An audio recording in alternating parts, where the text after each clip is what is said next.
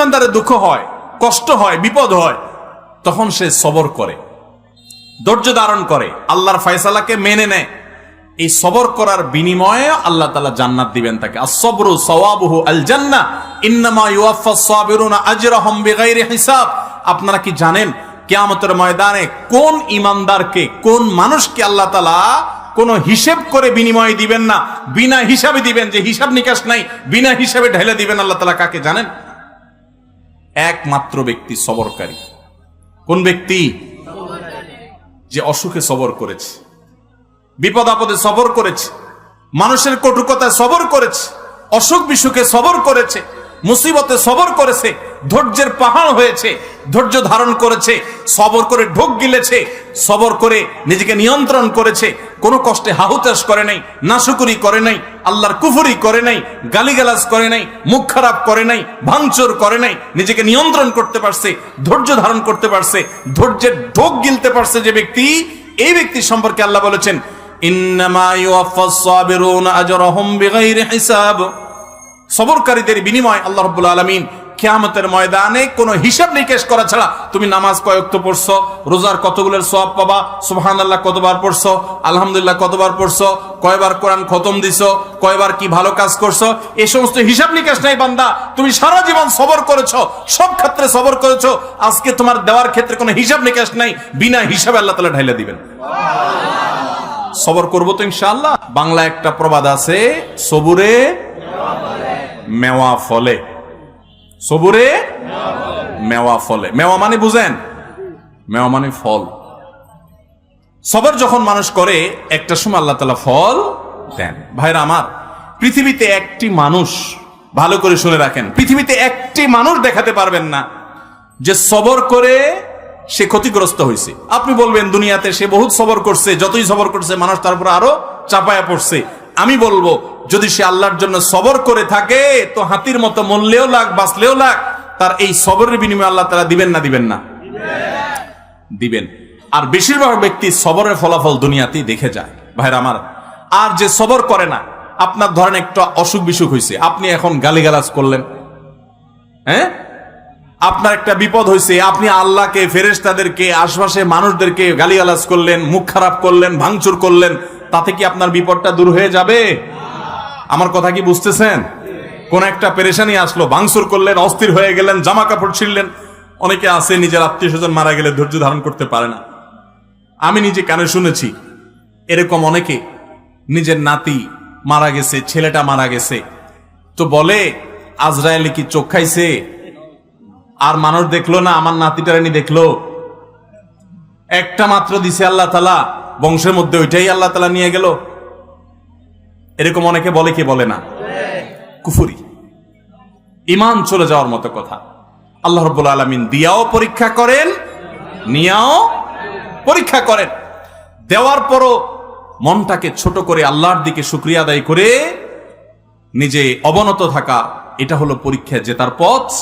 আর আল্লাহ যখন নিয়ে যান তখন সবর করে ঢোক গিলতে পারা, এটা হলো সবর। আল্লাহ আমাদের সবাইকে তৌফিক দান করুন। আমরা সবর সবাই করি। কখন করি? মনে করেন মসজিদ থেকে বাইরে দেখেন জুতাটা নাই, মোবাইলটা ভুলে উজুখানায় থুইয়া মসজিদে ঢুকছেন, এসে দেখেন মাত্র নামাজ পড়ে আসছেন, টুপিটা মাত্র খুলছেন, এখন দেখেন মোবাইলটা নাই, জুতাটা নাই। এবার চোরের মা বাপ, 14 গোষ্ঠী, চাচা চাচি, নানা দাদা যা আছে একটা একটা করে লিস্ট তালিকা ধরে গালিগালাজ করলেন।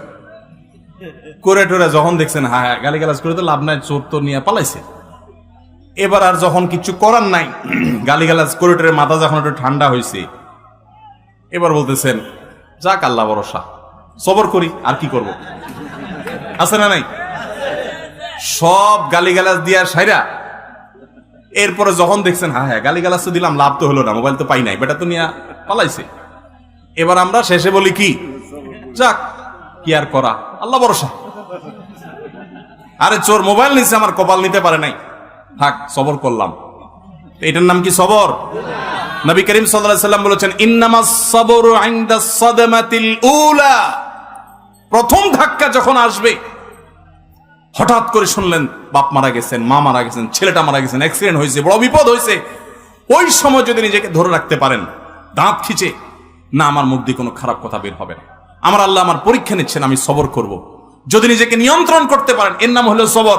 গালিগালাজ করে আর সব শেষ করে এরপরে বললেন যা কি আর করা, সবর করলাম, তো এর নাম সবর না, এর নাম 2 নাম্বারই।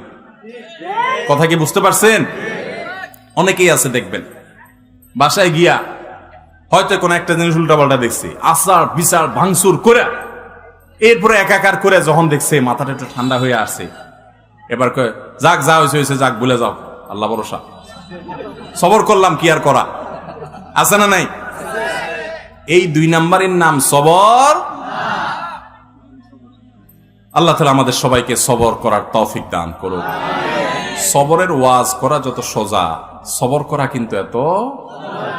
বসাই দিলে আপনিও বহুত কথা বলতে পারবেন, কিন্তু ওই ঠেলায় যখন পড়বেন, বিপদে যখন পড়বেন, কঠিন পরিস্থিতির মুখে দাঁড়িয়ে বিপদের মধ্যেও হাসতে পারা, এটা খুব সহজ কথা না ভাই। শত শতবার কোরআন খতম দেওয়া সহজ, হাজার হাজার রাকাত নফল নামাজ পড়া সহজ, শত শতবার দিন নফল রোজা রাখা সহজ, হাজার হাজার লক্ষ লক্ষ কোটি কোটি টাকা দান করাও সহজ। মহা কঠিন সময়ে নিজেকে নিয়ন্ত্রণ করে সবর করতে পারা, এটা এত সহজ। ও আরশে আজিমের মালিক, আপনি আমাকে, আমার ভাই বোনদেরকে, আমাদের সবাইকে আল্লাহ আপনি সবর করার তৌফিক দান করেন, সবরকারীদের কাতারে শামিল করে দেন মালিক, ধৈর্যের পাহাড় হওয়ার তৌফিক দান করেন। আমি জীবনে কিছু সবরকারী মানুষ দেখেছি, কিছু মানুষ দেখেছি। আমেরিকাতে এক আল্লাহর বান্দি বাংলাদেশী এই কিছুদিন আগে মারা গেছেন। ওনার অনেক কথা শুনেছি অন্যদের কাছে, এবং বিভিন্ন সময় বিভিন্ন ডোনেশন করতেন, বিভিন্ন বিষয়ে যোগাযোগ করতেন। এত বিপদ আপদের মধ্য দিয়ে একটা মানুষের জীবন পার হইতে পারে, যেটা কল্পনা করলেও আমরা কল্পনা আনতে পারবো না যে বিপদ আপদ কত ভাবে হতে পারে। শুরুতেই স্বামী অমানুষ, তালাক দিয়ে দিয়েছে, এরপর সারাটা জীবন ভুগছেন ক্যান্সারের মতো রোগে, সেটাতেও পা কেটে ফেলে দিতে হয়েছে, এরপরে একটা একটা করে কয়েকটা অঙ্গ কেটে ফেলে দিতে হয়েছে, বিছানায় শয্যাশায়ী। এরপরও আল্লাহর বান্দের মুখে কখনো অভিযোগ ছিল না। তিনি বলতেন আমার মালিক আমার উপর খুশি আছে কিনা, আমার টেনশন সেটা, হাত যাক, পাও যাক, মাথা যাক, শরীর যাক, জীবন যাক, এটা আমার ইস্যু না। যত কষ্ট হয় আপনারা আমার জন্য দোয়া করবেন, আমি যেন সবরটা করতে পারি। ঈর্ষা হয়। আমি চিন্তা করলাম সুবহানাল্লাহ, অনেক লম্বা লম্বা ওয়াজ তো করা অনেক সহজ, এই মহিলার মতো এরকম সবরের পাহাড় হতে পারা তো কঠিন কাজ। আল্লাহর কত প্রিয় বান্দি হলে আল্লাহ তাকে এতটুকু তৌফিক দিয়েছেন। কোরআনে কারিমে আল্লাহ রাব্বুল আলামিন আল্লাহর কাছে সবর চাওয়ার শিক্ষা পর্যন্ত আমাদেরকে দিয়েছেন। আল্লাহ আমাদের সবাইকে সেরকম সবর করার তৌফিক দান করুন। আমাদের সবরের অবস্থা কি জানেন? পত্রিকায় কয়দিন পর পর দেখি বিয়ে বাড়িতে চিংড়ি মাছের সাইজ ছোট, সেজন্য 3 জন নাই। শুনেন না আপনারা? হ্যাঁ, দই নিয়ে 1 জন মারা গেছে বলে। আবার ওয়াজ করতেছি ব্রাহ্মণবাড়িয়ার মাটিতে বসে। আপনারা মন খারাপ করেন না, ব্রাহ্মণবাড়িয়া না, এই ব্যাপারে গোটা বাংলাদেশের সব জায়গার মানুষই কম বেশি আমরা বেসবর, ঠিক না ঠিক? ভাইরা আমার, কোন মুখে আল্লাহর কাছে জান্নাত দাবি করব বলেন? নবীদেরকে জীবন্ত করাত দিয়ে টুকরা করে ফেলা হয়েছে, আগুনে নিক্ষেপ করে ফেলে দেওয়া হয়েছে, একটার পর একটা ভয়াবহ পরীক্ষা নেওয়া হয়েছে। আল্লাহর নবী হওয়ার পর, আল্লাহর রাসূল হওয়ার পর তিলে তিলে তিলে তিলে আল্লাহ তাআলা তাদের পরীক্ষা নিয়েছেন, কষ্ট দিয়েছেন। শুধু তাদের নয়, নবী সাল্লাল্লাহু আলাইহি ওয়াসাল্লাম বলেছেন ইন্নাল্লাহা ইযা আহাব্বা কওমান ইবতালাহুম, আল্লাহ যখন কোন জাতিকে, কোন সম্প্রদায়কে, কিছু মানুষকে যখন আল্লাহ বড় বেশি ভালোবাসেন, তখন আল্লাহ তাদের পরীক্ষা করেন, তাদের বিপদ দেন, মুসিবত দেন, একটার পর একটা, একটার পর একটা মুসিবত দিতে থাকেন, আল্লাহ পরীক্ষা করেন, আল্লাহ বান্দার ঈমানকে পরখ করেন।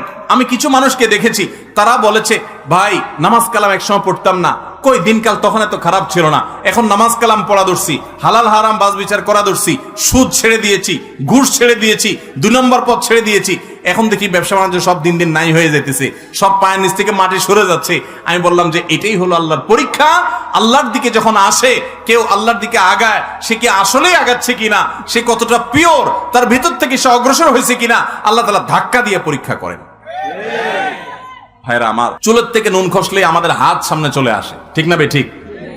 টোটা সামনে চলে আসে, আমরা হাতা গোছানো শুরু করে দেই। এগুলা কোন ইমানদারের চরিত্র। নবী করিম সাল্লাল্লাহু আলাইহি সাল্লাম বলেছেন, সাহাবীদের সাথে একবার যাচ্ছিলেন উনি কোথাও, তো এক জায়গায় এরকম জটলা পেকে গেছে, জটলা পাকা দেখে নবী সাল্লাল্লাহু আলাইহি সাল্লাম জিজ্ঞাসা করলেন, কি হচ্ছে এখানে? বললেন যে ইয়া রাসূলুল্লাহ, এখানে কুস্তি চলতেছে, এক বীর মারাত্মক শক্তি, তার সাথে কেউ পারতেছে না, যে আসতেছে একটার পর একটা সবগুলারে কাট করে ফেলা দিচ্ছে, তার সামনে কেউ পারতেছে। তখন নবী করিম সাল্লাল্লাহু আলাইহি সাল্লাম বলেছেন, তোমাদেরকে কি আমি বলে দিব এই লোকটার চাইতে বড় বীর কে? এ তো বাহাদুর খুব, এর চাইতে বড় বীর, এর চাইতে বড় শক্তিশালী মানুষটাকে জানো? সাহাবীরা বলেন, ইয়া রাসূলুল্লাহ, অবশ্যই বলেন, এর চাইতে আবার শক্তিশালী মানুষকে আমরা তো জীবনে দেখি নাই, কে সে? তো নবী সাল্লাল্লাহু আলাইহি সাল্লাম বলেছেন, আসো তার সাথে পরিচয় করাই। এই লোকটা যে অনেক বেশি শক্তিশালী, সে অনেক বড় কুস্তিগীর, সে সব মানুষকে কুপকাত করে দিচ্ছে। এর চাইতেও বেশি শক্তিশালী, এর চাইতেও বড় বীর, বড় বাহাদুর হলো সে, যার মাথা যখন চরম রাগান্বিত হয়, মাথা যখন রক্ত যখন লাল হয়ে গরম হয়ে যায়, মাথা যখন তার হট হয়ে যায়, এই গরম হওয়ার পর, রাগ ওঠার পর, চরম রাগের মধ্যেও যে নিজেকে ধরে রাখতে পারে, কন্ট্রোল করতে পারে, ডিলার মতো ছেড়ে দেয় না রাগ, যেখানে সেখানে যা তা করে পরে বেজ্জত হয় না, মুখ ছোট হয় না, নিজেকে যে নিয়ন্ত্রণ করতে পারে, এই লোকটা হলো এই কুস্তিগীর লোকদের চাইতে বড় বীর। ভাইরা আমার, অনেক লোক আছে দেখবেন রাগের সময় ডাইরেক্ট হয়ে যায়, আছে না? ডাইরেক্ট হওয়া বুঝেন কি?